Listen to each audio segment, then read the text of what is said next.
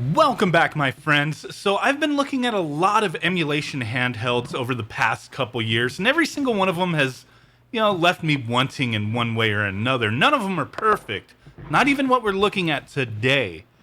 But by far, this device that we're going to check out today has been my favorite. It delivers almost everything that I would hope for in a device like this. So essentially what this is a portable Pandora's box handheld. So a portable arcade unit, essentially. 6 face buttons, a D-pad, an analog stick, and they don't feel too bad, to be honest with you. The D-pad does have that tactile feel, but the way it dips in and your thumb kind of sits in it, doesn't feel too bad. I'm able to perform moves in fighting games and whatnot. And then on the side there, you do a volume slider, or not slider, but buttons, power on the other side. Up top, you have a micro HDMI. Yes, you could plug this bitch into your TV. And a micro USB port for charging and for using external USB controllers. So my device here came with a 32 gigabyte micro SD card with a little over 2,000 games included. So this was sent to me by Ploy Lab for purpose of review. You guys know me, I'm very critical, just honest with these things. And while this is not a perfect device, it has really impressed me, to be honest with you. It actually performs better than some of the other Pandora's box devices that I've recently looked at. I find that kind of strange. So we have a bunch of different systems here, a few different arcade emulators, MAME and Final Burn Alpha. We do have PSP, Dreamcast, Nintendo 64, PlayStation 1, Super Nintendo, original NES, some Game Boy Advance, Game Boy Color, Sega Genesis, and PC Engine. So there is a big variety here. We have a lot of different options. You could change up the difficulty of arcade games. You do have an online marketplace, just like the other devices that I've recently looked at, where you could just download games for free. So yes, this does have Wi-Fi. It also has Bluetooth, which I find very interesting because you can use Bluetooth controllers, and I have tested this, and you can use Bluetooth headset if you so choose. So pretty cool. Bluetooth 4.0. You have that Wi-Fi capabilities. Wi-Fi really just for the online marketplace doesn't really serve much else purpose anyway. I don't ever see these guys updating these devices for anyone, right? So a lot of these games or emulators, they do have save states as well. See this game, Street Fighter Alpha 2, playing through Final Burn Alpha, save states on that work. Not every emulator has save states, but a lot of them do. So PSP, performing beautifully well. Now, there's a few things that did surprise me with this device, like Dreamcast, for example, seems to play a little bit better than a few of the other Pandora's box consoles or devices that I've used recently, and a heck of a lot better than a lot of the other handhelds that I've recently looked at. So I found that interesting, but it's not without fault. So playing a lot of this stuff, I'll get more into Dreamcast in a second here, but all your standard 2D stuff is going to perform beautifully well.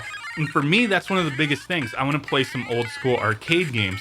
Sure, I'm demoing some console games. I don't really want to use this device for consoles. Why I like this thing is because it does have 6 face buttons, and I could play a lot of the fighting games that came out in arcades, like Street Fighter Alpha 2, Street Fighter 3 Third Strike, Vampire Hunter, that kind of thing, right? So I love that, but that's also not without its faults.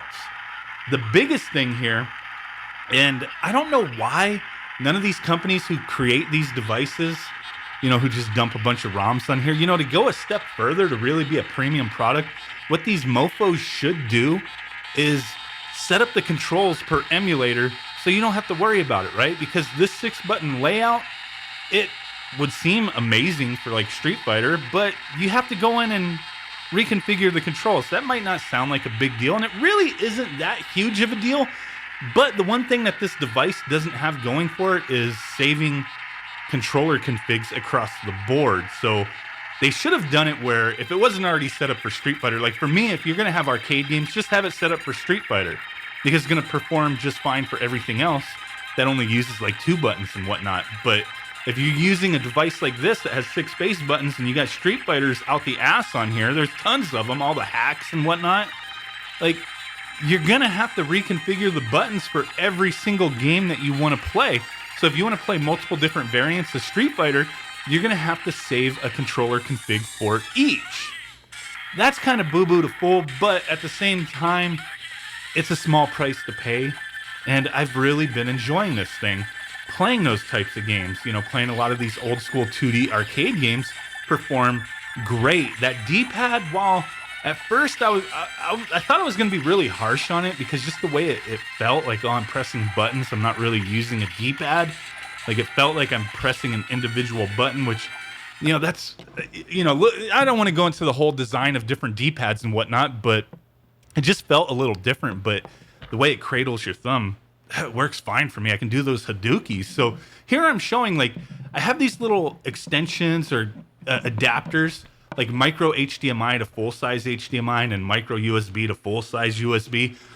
That way, I could plug this into the TV. Like, it doesn't come with those adapters. I just have those for various other devices, like the Raspberry Pi 4.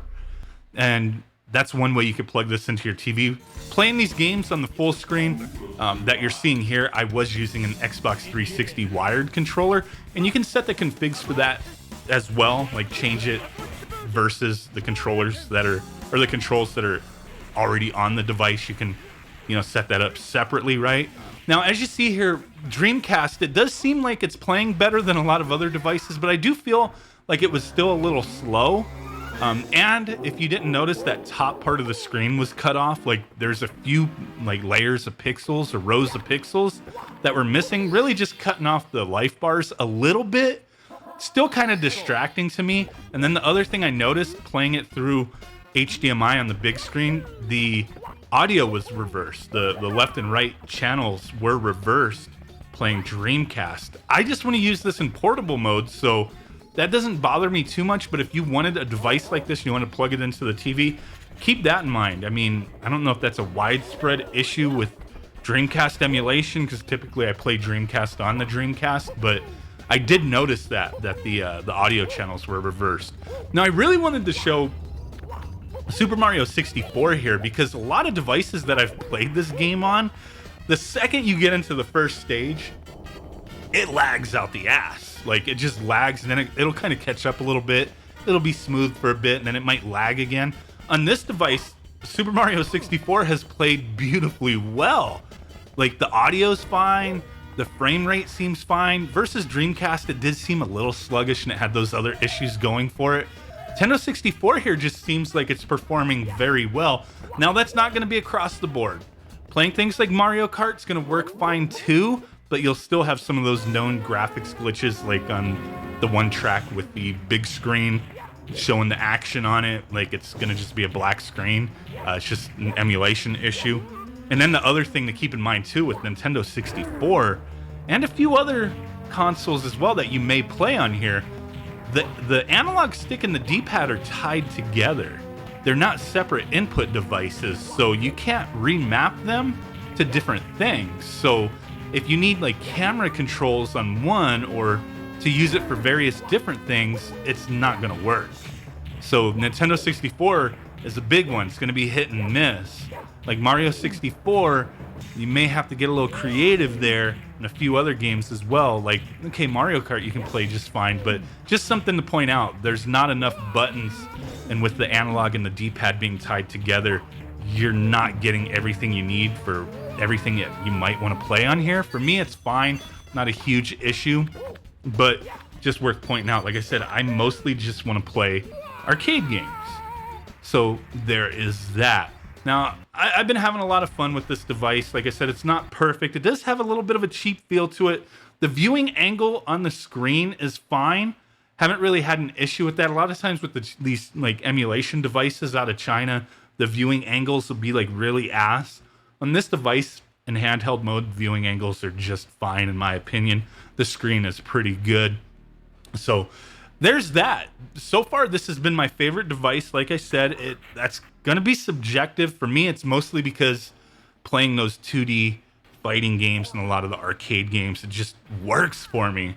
And, you know, I know there's other variations of devices. There's a lot of new stuff coming out, and it's hard to keep up sometimes. And I know this has been out for a little while, but there's been different variations of this as well. And I thought this one was pretty cool. A little handheld arcade unit. Pandora's box built in. So let me know what you guys think. Really do appreciate y'all hanging out with me. If you want to take a look at this, I will have a link in the description. And with that said, I will catch y'all next time. Peace out, bye-bye, and boom. Bye!